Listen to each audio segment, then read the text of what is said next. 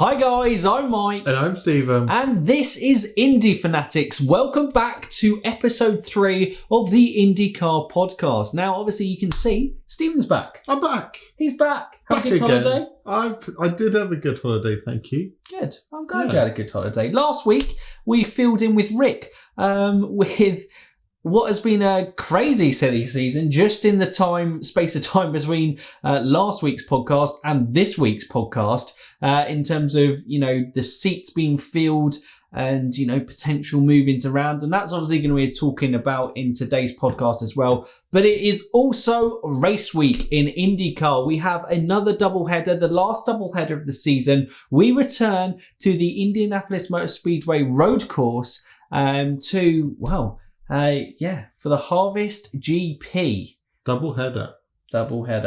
Bam. Mate, it's great. I've loved the double headers back to back. I mean, we said it last time out at Mid-Ohio. I don't think the drivers love the double header. But you may not see them much again in the future, but No, but us as fans, we love the double headers. It's been good for that. But there is only really one place we can start today's podcast as a point of discussion, and that is, of course, with Scott Dixon. Scott Dixon, on the verge of his 6th IndyCar championship at the age of 40 years old. Unbelievable. It's been incredible. And in a season that's been just such a mix-up of races being cancelled, races being added onto the calendar. Would we have an IndyCar season? Indy 500 being in August instead of its usual May slot. It's been a mental season, but the experience, Scott, obviously one of the most experienced drivers on the grid, that's definitely paid dividend this season, hasn't it? He is certainly made the use of it. And obviously last time we were at the IMS, the last time we were at, Takuma Sato won the Indy 500. But the time before that, on the road course, Scott Dixon, of course, won, beating Graham Rahal to victory, who looked very strong considering, but a poor timed yellow definitely favoured Scott Dixon within that race. But yes, 2 top 5 finishes, and he gets that 6th title. Championship done, wrapped up. And that's if Newgarden wins as well, both races. You got it. It's going to happen, isn't it? You can't really see past Scott not wrapping up the season. He just had damage limitation he needed a retirement, I think, in one of the Mid-Ohio races to really have given Joseph Newgarden or anyone else that little bit of a sniff.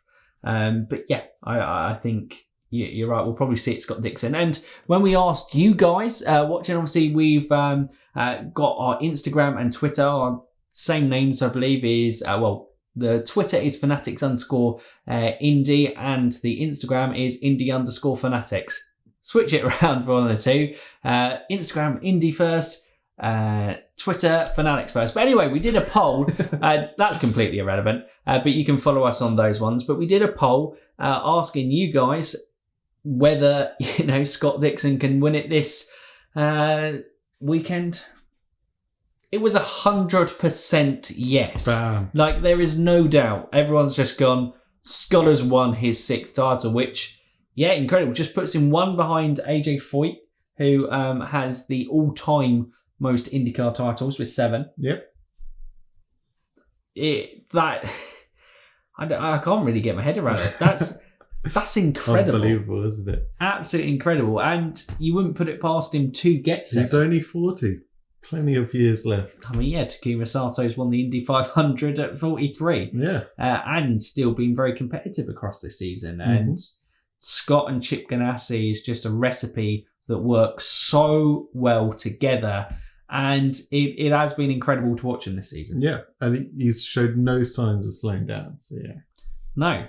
But we'll move on to, now the 2 guys who really love racing at the IMS road course, and that is Simon Pagenaud and Will Power. Will Power, obviously, winner of race 1 at Mid-Ohio, finally getting a race win in this 2020 season. It's been a mixed bag of things just haven't fallen into place. I think very frustrating for Will at times this season, but he finally got his win last time out in race 1, and Colton Herta won the race 2. But Will Power and Simon Pagenaud have won 3 apiece at the IMS road course. Not bad. It's pretty dominant from them. Yeah, the last 6 years, just the Pagenaud Power Show, basically. And considering that it's only been on the calendar since 2014. Yeah. But Scott won this year, so he's come into form at the circuit at the right time, I guess. Is that form stopping the domination of Team Penske? Yeah, I mean, it gets crazier when you think that you combine the laps led between the two, majority in Will Power's favour, and they've almost led half the total laps raced at just the two of them. The IMS road course, just the two of them. Which, yeah, that is absolutely mental, and it is crazy because both of them have nowhere really been in the title fight this year. Not Joseph this year Newgarden, strangely enough, he seemed to have quite a slow start for me, Joseph, and he just always is there or thereabouts. And now he's the only other multi-winner of a race this year. This season, yeah. So, but he just never really got a feeling from Joseph. Like you said, it was a bit of a slow start, and he's always been there or thereabouts other than his race wins. So yeah, I've never looked past Scott Dixon this season. No, it very early fell into it. I mean, winning the first 3 races of the season certainly plays in your favour. Yeah. You're going to build quite an advantage just by doing that. But yeah, it feels like Scott Dixon's weekend, but could easily see if you're going to bet money on it, not that we're advocating going on betting, you wouldn't be bad kind of betting for Simon Pagenaud and Will Power. Could even Andretti upset the party as well? The guys on form from, I know Mid-Ohio and not Road America, the IMS, street circuit, road circuit. I'm making a fumble of this. I know they're 2 different courses, but Andretti are coming into form into this weekend. Yeah, I mean, they literally secured the top 3 spots. 1, 2, 3 on the second Mid-Ohio, and then they had the podium in the first Mid-Ohio. They're going to be fine up there.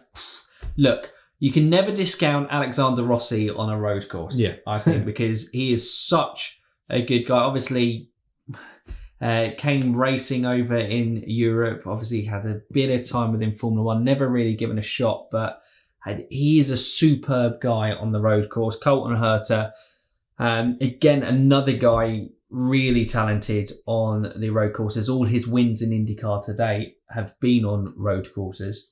So you can't rule those 2 guys out. And, well, we'll come on to it in terms of rumours, but Ryan Hunter-Reay may be fighting for his seat or fighting to convince sponsors to continue backing him. So he will be wanting in a season where he's struggled a little bit at times. Definitely. So you definitely can't count them.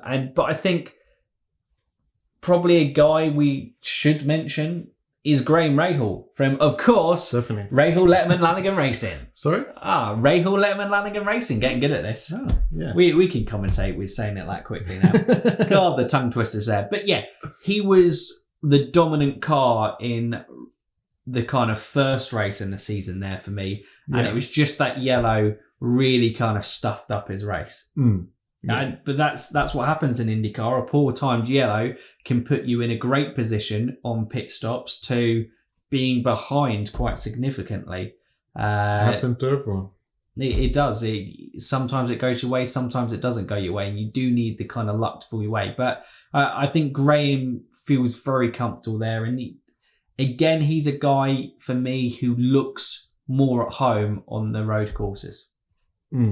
Yeah. But I guess that's probably the preview. I mean, we haven't even talked about like the Arrow McLaren guys, with Pato doing well, and he's not done bad on the road courses. But it doesn't, for me, I can't really see past Team Penske or Scott Dixon getting the job done. Well, they're a bit opposite to Andretti. I mentioned chucking Andretti in there because they're on form. I feel like McLaren are a bit off form at the moment going into the weekend. Power had 2 decent finishes. Askew was further back, but we now know he was suffering from concussion from the Indy 500. So that was probably was affecting his performances. So they're kind of the out of form team amongst those top 4 guys, top 5 teams. Yeah.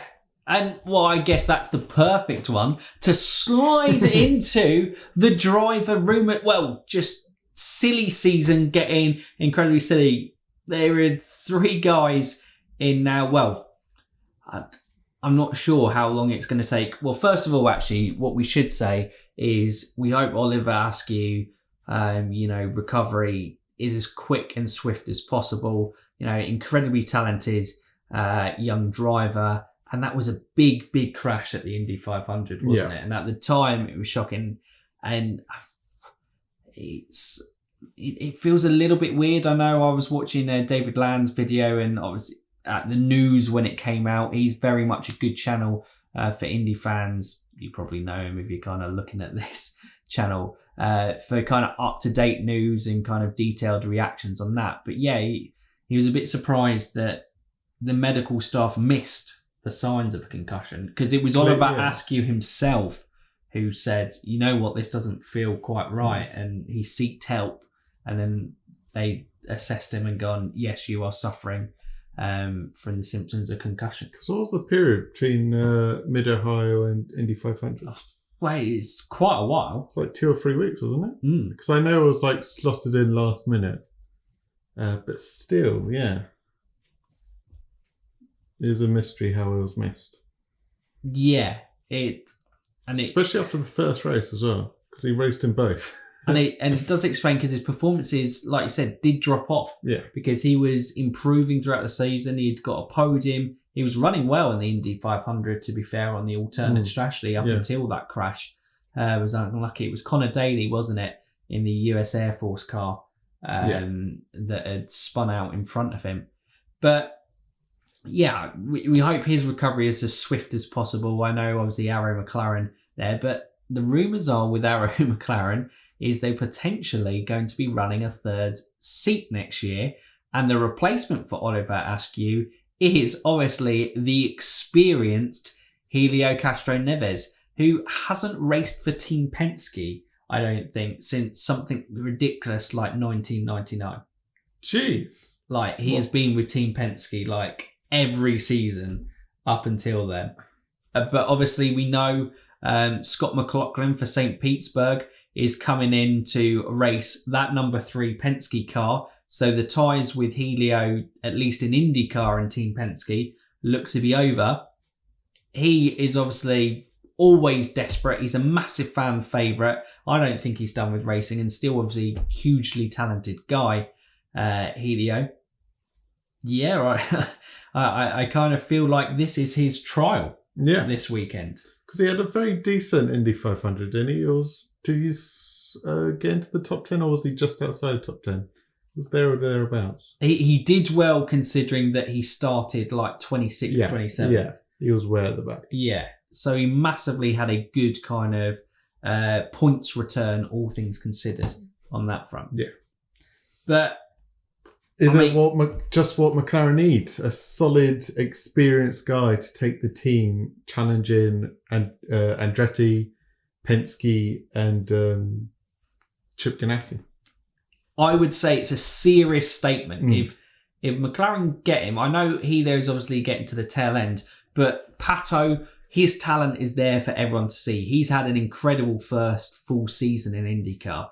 And, he could potentially finish 3rd in the championship, which be really impressive for Pato. So they know, really great, talented guy there. We know Oliver Askew, his first kind of rookie season, he was still finding his feet, not the easiest of rookie seasons to come in 2020.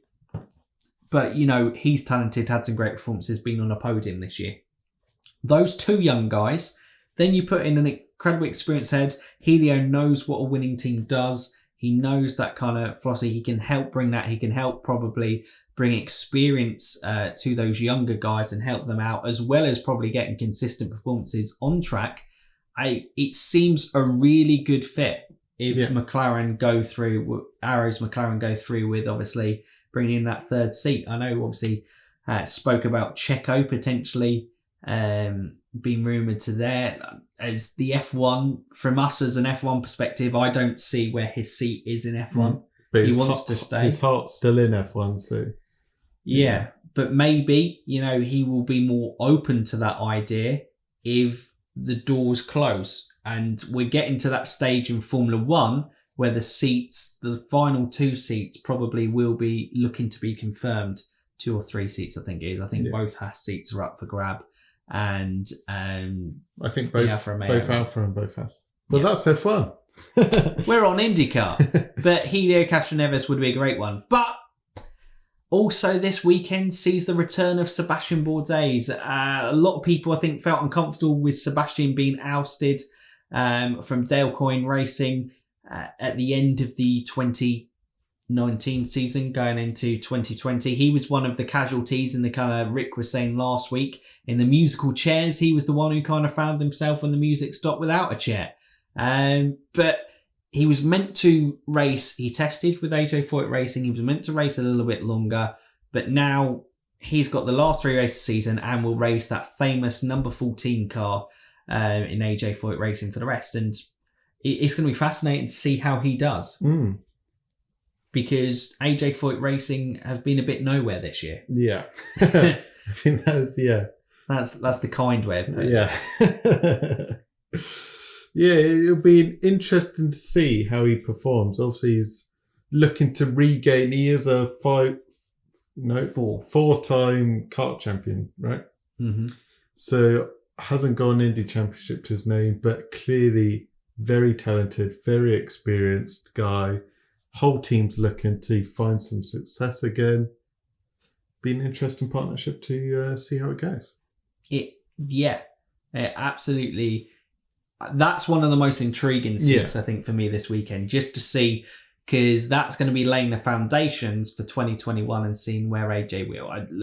I don't think anyone in their mind's going to go, AJ are suddenly going to make the jump from being where they are now to title contenders, but it's a 2-year probably journey or something, maybe over, and it's going to be interesting to see how that goes. And then another very popular guy, we've had him in coverage for the NBC for a lot of this season, drove the Indy 500 with Andretti Autosport, and that is James Hinchcliffe, because Zach Veach decided that he would part. Well, I think it was a mutual agreement. Zach, lovely kid, really kind of passionate racer, really tried his hardest, but if we're honest there, his performances weren't good enough for Andretti Autosport this year. No. Especially as there were 5 cars running. Yeah. So he's been nowhere near. They parted ways and Hinch has come into it. And, if he can bring sort of sponsorship, this is potentially for him also a trial for Andretti to fill a seat full time, I imagine. For next season, yeah. Well, there's clearly one for grabs because Feature's gone. But, obviously they have Colton Herta, Alex Rossi, Hunter Ray. They had Veach and also Marco. So, Marco will be there, I'm convinced, because he shows no signs of stopping wanting to race. Alex Rossi, Colton Herta, I believe, has solid sponsorship. Hunter Ray we'll talk about next in terms of his sponsorship, maybe a bit dodgy. And then obviously Veach is there. But 5 cars is a big financial commitment. Yeah. Especially in what's happened last year. So you're saying they could strip down to 4 cars? Yeah. 4 cars, potentially 3 if things go bad. I guess especially how this season has gone as well. They're not getting too much prize money at the end. So yeah, it's probably likely, but as you say, Hunter Ray, will he still be in the sport next year? Well, I thought he was. I didn't really hear any rumours, but I suppose this is silly season. We're not really into those rumours. Suddenly, people in the closed season of IndyCar just kind of get axed willy-nilly. James Hinchcliffe was kind of ruthlessly put aside by Arrow McLaren Peter Schmidt for Oliver Askew and Pato O'Ward last year. Two very inexperienced guys. And they could have kept him as an experienced and a younger guy with Pato, but they decided to oust him and go from there. Look, Hinch is a very talented guy still young enough to be racing within the series. I think if he does well during these couple of these last 3 races of the year, I think he will be looking to promote sponsor for next year. I do think that Hinch will be looking for a full-time seat next year. Yeah. He will have more time. Well, he would have had a whole year to be building up sponsorship to be kind of putting towards a package. That certainly is the case on there. But yeah, for Ryan Hunter-Reay, well, funnily enough, that is going to be our feature video this week. Who is Ryan Hunter-Reay, going through the kind of history and the career of Ryan Hunter-Reay's career to date? And, well, it may be his career full stop. If it has, funnily enough, through his history, he's had issues with sponsors pulling out on him. There's a little bit and erring about whether DHL will still be sponsoring him for next year. And I believe Santino Ferrucci was contacted that if he can get sponsorship, that the 28 seat might be available to him. Jeez, Ferrucci making the jump. Yeah, so obviously from Dale Coyne Racing, it would be a step up for Ferrucci, big time. I mean, obviously, from a European background, we obviously know the stuff that didn't quite go right with Ferrucci. Yeah. And you saw a little bit of that during the iRacing stuff this year. But look, the guy has bundles of pace. Yeah. He is a super talented racer, and he's the type of guy that could go into Andretti and do really well. Yeah. Just is a very positive move for Ferrucci.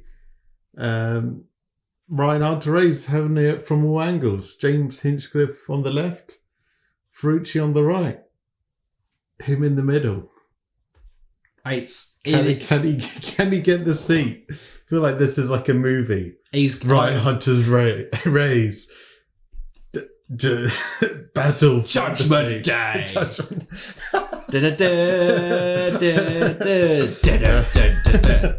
Terminator. We got to get like a mock-up of Ryan Hunter-Reay in a Terminator suit.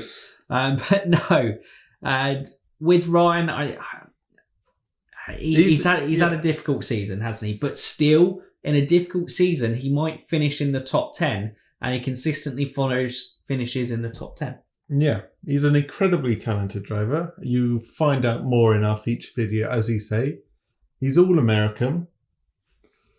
It's difficult to see him leaving, but as you say, there's so much competition for seats.